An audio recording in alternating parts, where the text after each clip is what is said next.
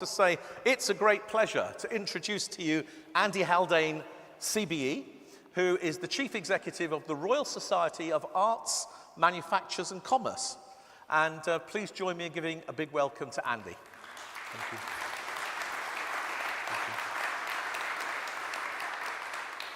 Now, Andy, I don't know when other people got to know you, but I first became aware of you in your work when you were at the Bank of England. And you seemed to me to be an unusual chief economist because you were actually willing to come out and say things to the public. And you became something of a public educator, I thought, on economic issues, which I really enjoyed. And then since you've been at the RSA, I think personally you've done an amazing job. But I'm very pleased to see you here. Why don't we start with what I think is the sort of big question from the morning, and I really like your perspective on it, which is to what extent you really think we have made both the economic case and the business case for the climate transition, and in a way, what is clear and accepted as far as you can see it, and what is not, what is still contested in that space? Very good. Well, thank you, Greg, for that nice introduction.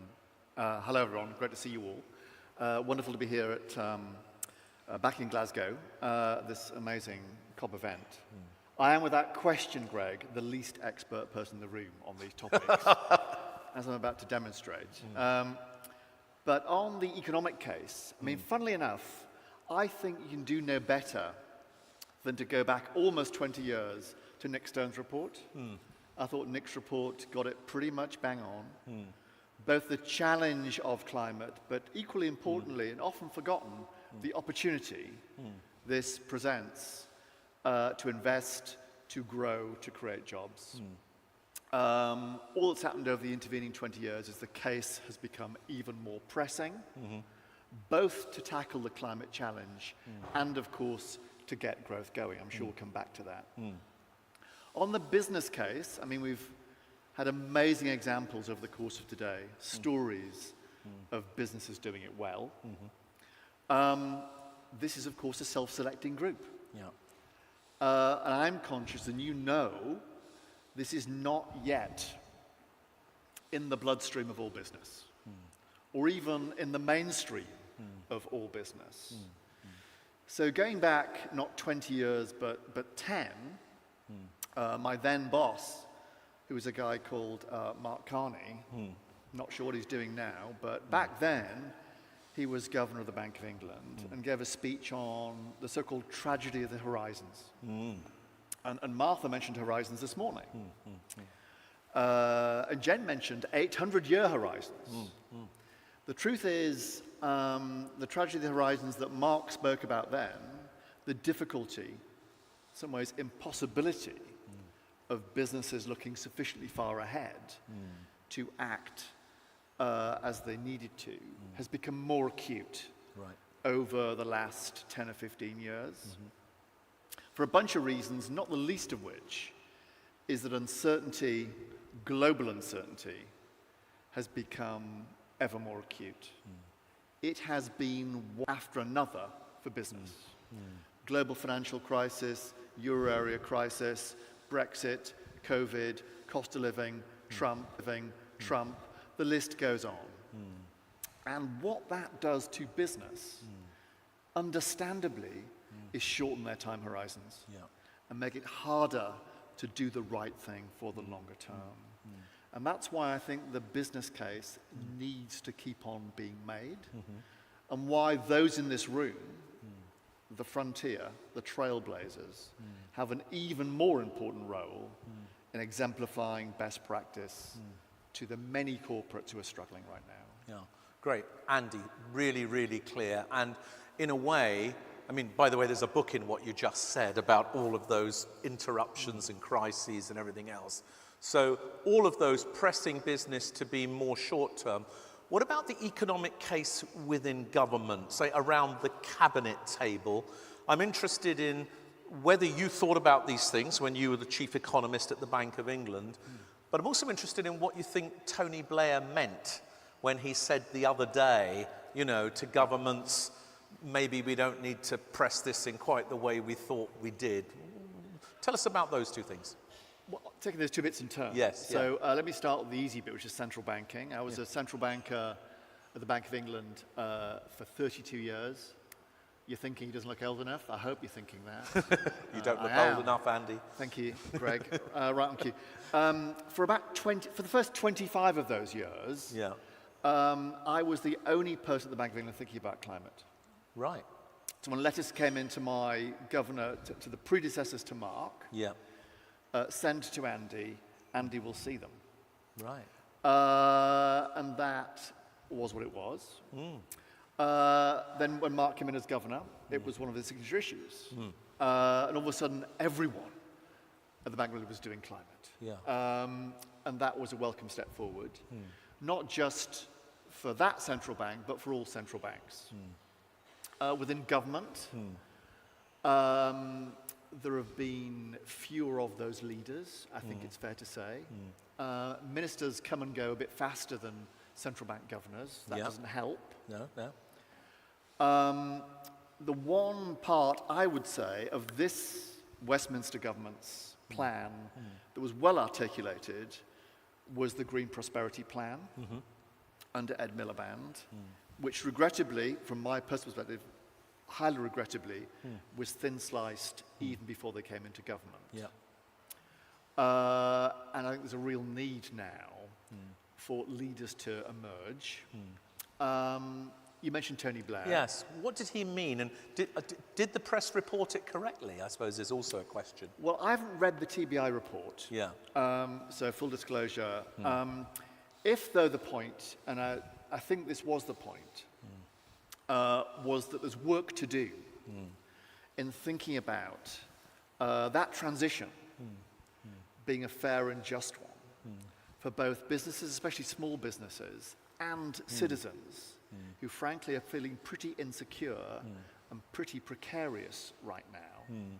And us being very upfront and transparent about the costs as well as the benefits of this transition. I think that's a point well made that we should heed. There's too many people right now across the country and too many businesses right now that feel that things are being done to them without them having voice over the pathway.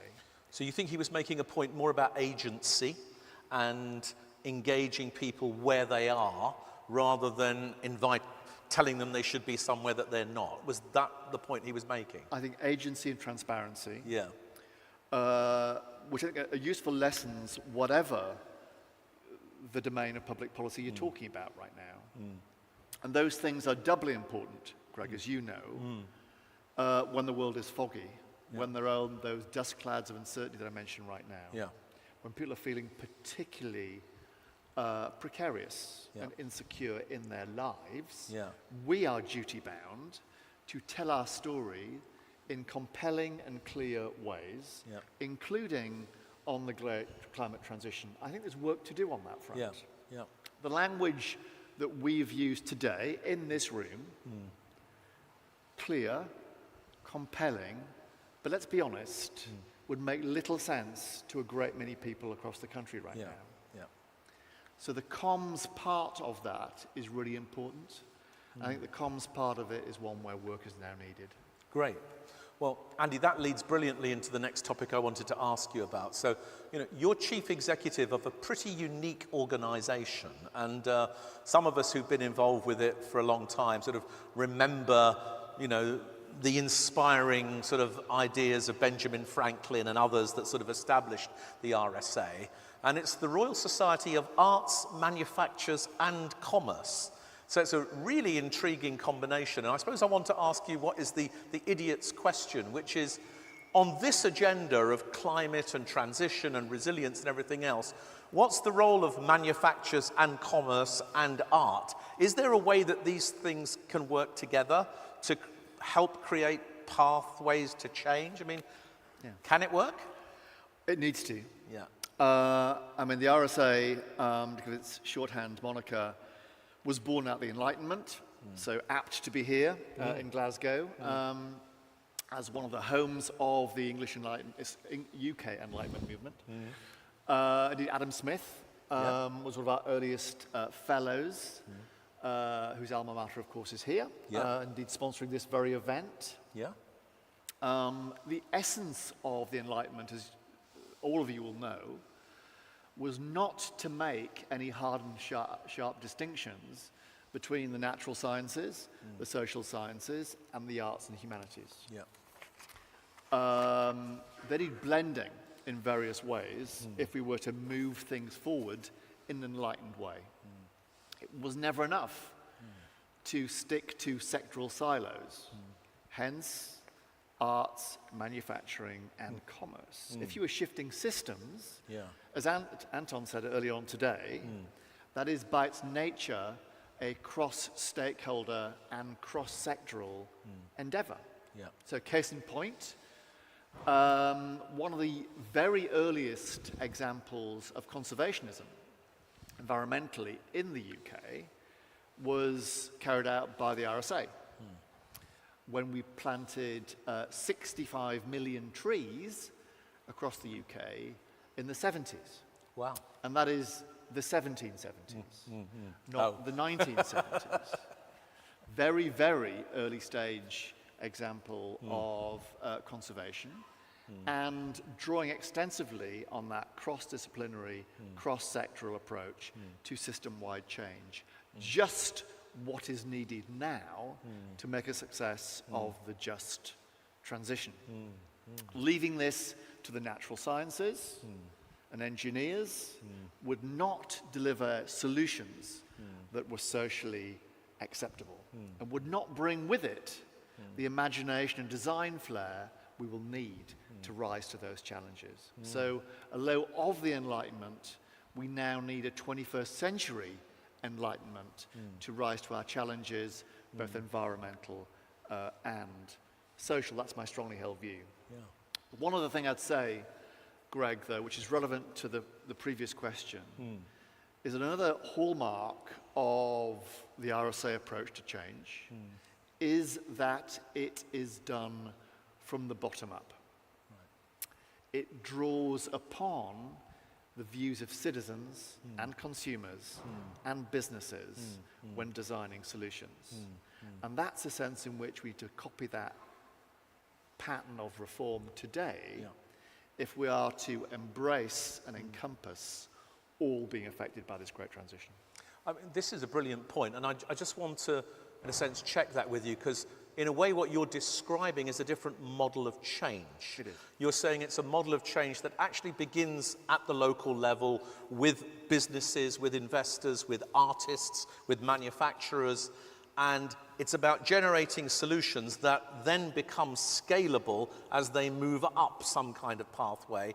It's not a policy-driven model of change. It's not even a science-driven model of change. It's actually a practice-driven model of change. Firstly, did I understand? And secondly, what does that mean for how, we might organize in Glasgow around this? Yes. So you understand extremely well. You summarised it better than I'm about to. But let me give you my take on that. So, very important distinction when it comes to system change, seismic system change of the type we've been describing this morning, which is that what matters is governance, not government. Governance is a team sport. It involves government, yes, both local and national, but crucially, it involves the private sector, business, in its many and various forms. And also the often forgotten third pillar, which is civil society. The glue, the bonding agent of communities. If you look through history, and you're a historian, I know, student of history, the real examples of revolutionary evolution, the great steps forward in innovation, that has come from the joining of hands between government, private sector, and crucially the third pillar, that is civil society. That joining of hands, that partnership, I would say, is borderline impossible to bring about at the national level. It can only happen at the local level, where the moving parts can be brought together, led by local information and local agency to stir together all the ingredients in the cake, to mix my metaphors horribly, Greg. Right, but I'm loving what you're saying, Andy, and I'm with you. And there is something about the local level at which the partisan politics that happens at the national level can occasionally be absent at the local level. Yes. And there's a possibility of a different kind of partnership. We've got lots of questions coming in, but I've got one more question I want to ask you. We've got 8 minutes left, though, so we're going to be quick. I think that we're in a position where we've got a series of priorities that might be perceived as being competing. We've got the growth agenda. Yep. We've got the green agenda. Yep. We've got the inclusion agenda. We've got the security agenda. Where in your mind are the perceived trade-offs, or are there multipliers and co-benefits between these things? How can we find a way through things that might be seen as being trade-offs or alternatives, or at least in tension with each other? Yeah, I think this is a meta point. Because we know right now, if you listen to the Westminster government, their imperative is growth. And that has meant them giving a bit on green across a few dimensions just of late.